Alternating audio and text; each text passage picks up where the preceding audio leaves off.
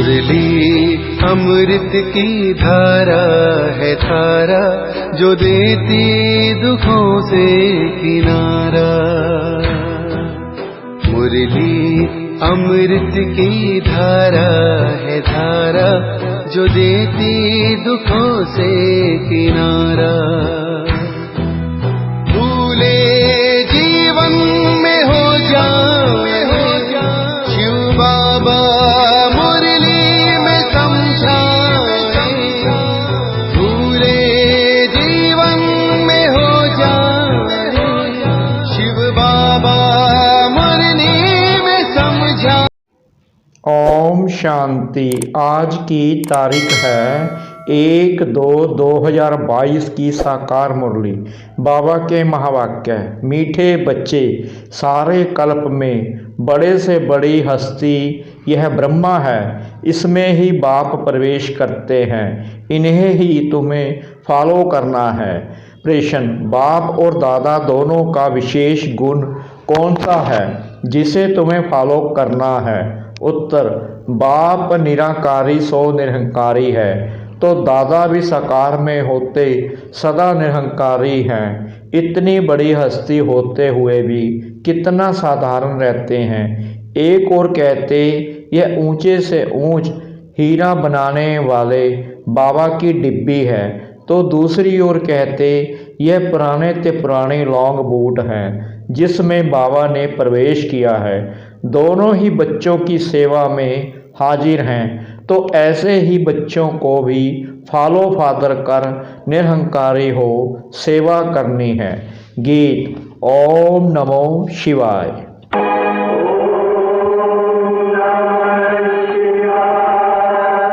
तुमात सहायक स्वामी सखा, तुम ही सबके रखवारे हो। जिसका कोई आधार नहीं, उसके तुम एक सहारे हो। तुमात सहायक। ओम शांति। बच्चों ने किसकी महिमा सुनी? अब बच्चे कहेंगे ऊंचे ते ऊंच भगवान, उनका नाम है शिव।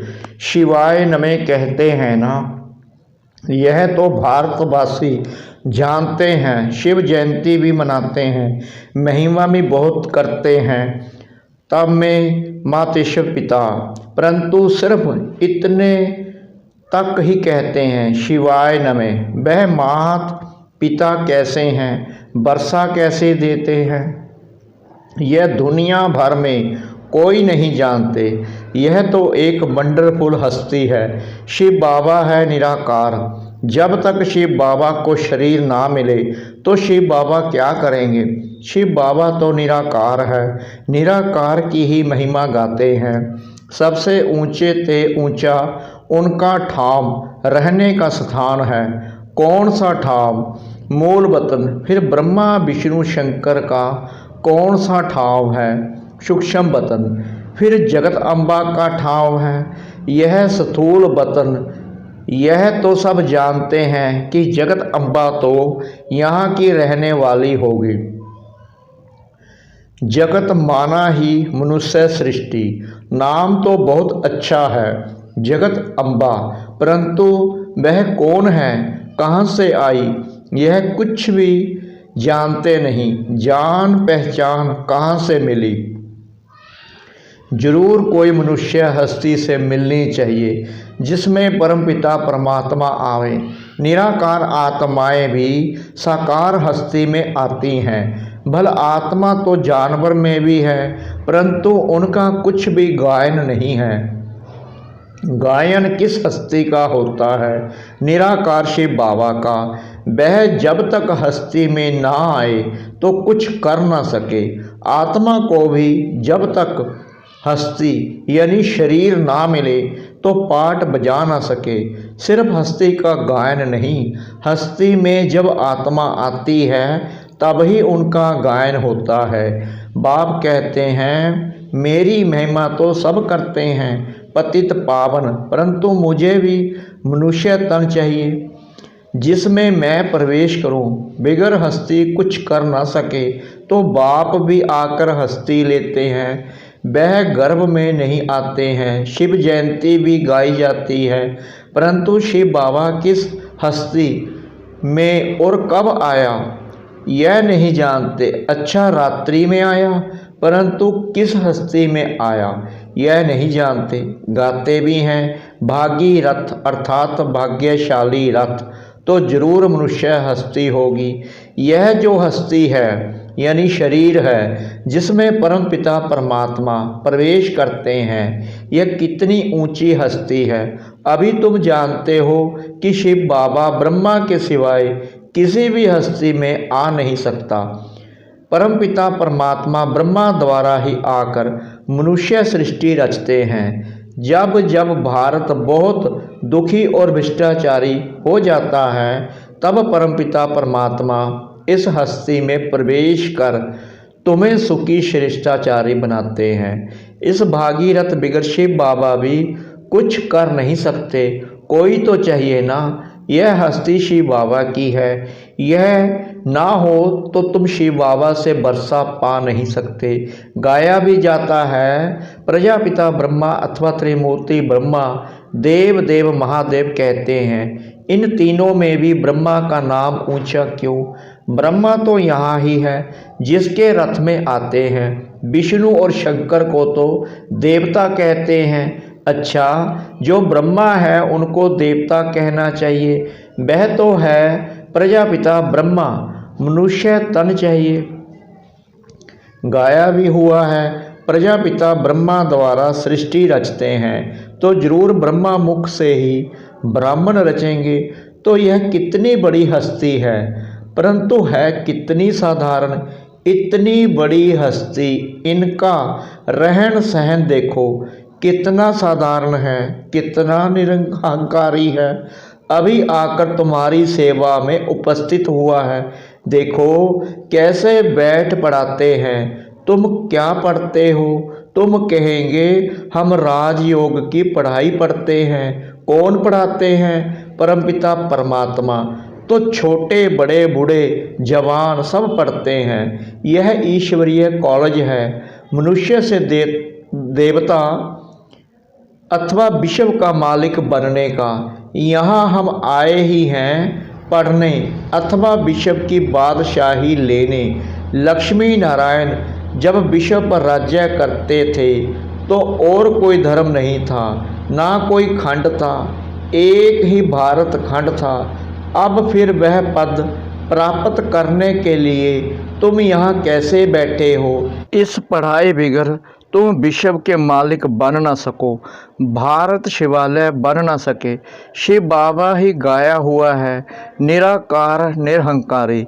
जब तक हस्ती में प्रवेश न करे तो निरहंकारीपना कैसे दिखावे? कितनी महिमा है अकाल मूर्त, परंतु ऐसे नहीं कि वह मुर्दे को भी जिंदा कर सकते हैं। तुम बच्चों को बहुत नशा होना चाहिए कि हमको परमपिता परमात्मा पढ़ा रहे हैं। प्रजापिता ब्रह्मा द्वारा राजयोग सिखला रहे हैं। ब्रह्मा बिगर प्रजापिता किसको कह नहीं सकते।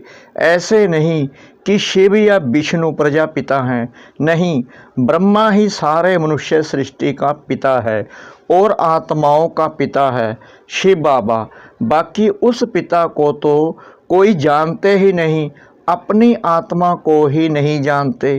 कहते हैं पुण्य आत्मा पाप आत्मा, फिर क्यों कहते हम ही परमात्मा हैं? कितनी ठगी है। तुम बच्चे जानते हो आज से 5000 वर्ष पहले पीस प्योरिटी प्रॉस्पेरिटी थी। अब बाप कहते हैं मैं आकर सबको नॉलेज देता हूँ। पहले तुम कुछ नहीं जानते थे, अब सब कुछ जानते हो। बाप की बायोग्राफी बाप से ही जानी जाती है। अब निराकार की बायोग्राफी कैसे हो सकती है? जरूर जब साकार में आए तब बायोग्राफी हो। सिर्फ आत्मा की बायोग्राफी नहीं हो सकती। जीव आत्मा बने तब पुनर्जन्म में आवे और बायोग्राफी भी हो। वे लोग कहते हैं 84 लाख योनियां हैं। बाप कहते हैं 84 लाख जन्म थोड़ी होते हैं, ये सब गपोड़े हैं। बाप खुद कहते हैं मैं ब्रह्मा के तन में आकर तुमको वेदों का सार समझाता हूँ, साथ साथ राजयोग सिखलाता हूँ और रचयिता रचना के आदि मध्य अंत का राज भी समझाता हूँ। जब पहले पहले बड़े बड़े ऋषि मुनि ही नहीं जानते थे तो उन्हों की औलाद फिर कैसे जान सकती। तो देखो बड़े ते बड़ी हस्ती कितने साधारण रूप में है। ऊंचे ते ऊंच हीरा बनाने वाला बाप है, उनकी यह डिब्बी है। रथ कहो, पुरानी जुत्ती कहो, सबसे पुरानी जुत्ती यह है। पहले पहले जब आत्मा आती है तो बिल्कुल नंबर 1 थी। श्री नारायण को नंबर 1 रखेंगे। श्री लक्ष्मी भी प्लस में है, उन्होंने भी पुनर्जन्म लिए। पहले सूर्यवंशी फिर चंद्रवंशी में ऐसे जन्म लेते। 84 का भी हिसाब चाहिए ना, 84 लाख का भी हिसाब तो कोई बता ना सके। 84 लाख जन्मों के कारण फिर कल्प की आयु भी लाखों वर्ष लिख दी है। अगर लाखों वर्ष होते तो भारतवासी हिंदू बहुत होते, परंतु यह तो संख्या और ही कम है। भारत का देवी देवता धर्म प्राय लोप हो गया है। कोई भी अपने को देवता नहीं कह सकते, क्योंकि देवता तो सर्वगुण संपन्न थे, अब वह है नहीं। रावण राज्य है ना कि राम राज्य। दुनिया वाले न राम की न रावण की बायोग्राफी को जानते हैं। दिन प्रतिदिन रावण की पाग बढ़ती जाती है, दुनिया पतित होती जाती है। 16 कला से गिरते गिरते 9 कला। सब कहते मुझ निर्गुण हारे में कोई गुण नाही, आपे ही तरस करो तो हम सर्वगुण संपन्न 16 कला संपूर्ण बने। भारत पहले परिस्थान था, कहने मात्र तो कहते हैं, परंतु सृष्टि चक्कर को कुछ जानते नहीं। बाप कहते हैं तुमको माया ने तुच्छ बुद्धि बना दिया है, परंतु अपना घमंड कितना है। तुम बच्चों को बाप कहते हैं मीठे बच्चे। तुम राम को याद करो तो माला में पिरोने लायक बन जाएंगे। रुद्रमाला के बाद होती है विष्णु माला। भगत माला में भक्तों की महिमा होती है। यह रुद्रमाला फिर विष्णु माला में पिरोनी है, यानी विष्णु के राज्य में जाते हैं। कितना ऊंच ज्ञान है। संन्यास भी 2 प्रकार का है, वह है हठ योग संन्यास। कर्म संन्यास तो कभी हो नहीं सकता, कर्म बिगड़ तो मनुष्य रह नहीं सकता। प्राणायाम चढ़ाकर बैठ जाएं, फिर भी कर्म तो करेंगे ना। अनेक प्रकारों से प्रैक्टिस करते हैं, वह कोई राजयोग नहीं, वह है हद का संन्यास, हठ योग संन्यास। वह भी भारत का धर्म है, पवित्रता का, परंतु देवी देवताओं जितना पवित्र और कोई धर्म हो नहीं सकता। वहाँ कोई संन्यास नहीं करना पड़ता, क्योंकि आत्मा पवित्र है तो उनको शरीर में पवित्र मिलता है। आत्मा में ही खाद पड़ती है। कला कम होते होते पतित बनना है। अभी सभी आत्माएं आयरन एज में हैं, सब सावरे हैं। आत्मा जब पवित्र थी तो गोरी थी, अभी आत्मा अपवित्र है तो शरीर भी अपवित्र काले हैं। गाया भी जाता है श्याम सुंदर। कृष्ण का चित्र भी काला और गोरा बनाते हैं। अभी तुम सभी श्याम सुंदर हो। पहले भारत गोल्डन एज था, अब आयरन एज है। अब फिर बाबा ज्ञान चिता पर बिठाए गोरा बनाते हैं। अगर मुक्ति और जीवन मुक्ति चाहिए तो वह विकारों का हथियाला कैंसिल करना है। पवित्रता की राखी बांधो, यह अभी की ही बात है, जबकि तुम ब्रह्मा के बच्चे हो। ब्राह्मण बनने बिगर कोई भी यहाँ आ नहीं सकते। तुम हो ब्रह्मा मुख वंशावली। शिव बाबा कहते हैं मुझ निराकार की महिमा तो गाते हैं, परंतु शरीर जब तक ना ले तो कर ही क्या सकते हैं। मैं बहुत जन्मों के अंत के जन्म में आता हूँ, अभी सबका विनाश होना है। ब्रह्मा द्वारा स्थापना किसकी? कलयुग की स्थापना तो कभी होती नहीं, स्थापना होती है सतयुग की, संगम पर। बाप कहते हैं मैं आता हूँ संगम युग पर। तुम ब्राह्मणों के लिए यह संगम है, बाकी सबके लिए है कलयुग। इस समय सब घोर अंधियारे में हैं, तो घोर अंधियारे को ही बाप आकर घोर सोजना करते हैं। तुम बच्चे जानते हो यह तो विचित्र चीज़ है। कृष्ण तो छोटा बच्चा है, वह तो कुछ समझा ना सके। कृष्ण की आत्मा भी भिन्न नाम रूप में इनसे समझ रही है अंतिम जन्म में, इसलिए इनको श्याम सुंदर भी कहते हैं। अच्छा, मीठे मीठे सिकिला दे बच्चों प्रति मात पिता बाप दादा का याद प्यार और गुड मॉर्निंग। रूहानी बाप की रूहानी बच्चों को नमस्ते। हम रूहानी बच्चों की रूहानी बाप दादा को श्रद्धा भरी प्रेम भरी नमस्ते। शुक्रिया बाबा, शुक्रिया बाबा, शुक्रिया बाबा इस मीठी मीठी मुरली के लिए। धारणा के लिए मुख्य सार नंबर 1, बाप दादा के समान निरहंकारी और निराकारी बनना है, सबकी सेवा करनी है। नंबर 2, मुक्ति जीवन मुक्ति के लिए पवित्रता की राखी बांधनी है, ज्ञान चिता पर बैठना है। वरदान, पावरफुल ब्रेक द्वारा सेकंड में व्यक्त भाव से परे होने वाले अव्यक्त फरिश्ता व अशरीरी भव, चारों ओर आवाज़ का वायुमंडल हो, लेकिन आप 1 सेकंड में फुल स्टॉप लगाकर व्यक्त भाव से परे हो जाओ, एकदम ब्रेक लग जाए, तब कहेंगे अव्यक्त फरिश्ता व अशरीरी। अभी इस अभ्यास की बहुत आवश्यकता है, क्योंकि अचानक प्रकृति की आपदाएं आनी हैं। उस समय बुद्धि और कहाँ भी नहीं जाए, बस बाप और मैं बुद्धि को जहाँ लगाना चाहें वहाँ लग जाए। इसके लिए समाने और समेटने की शक्ति चाहिए, तब उड़ती कला में जा सकेंगे। स्लोगन, खुशी की खुराक खाते रहो तो मन और बुद्धि शक्तिशाली बन जाएगी।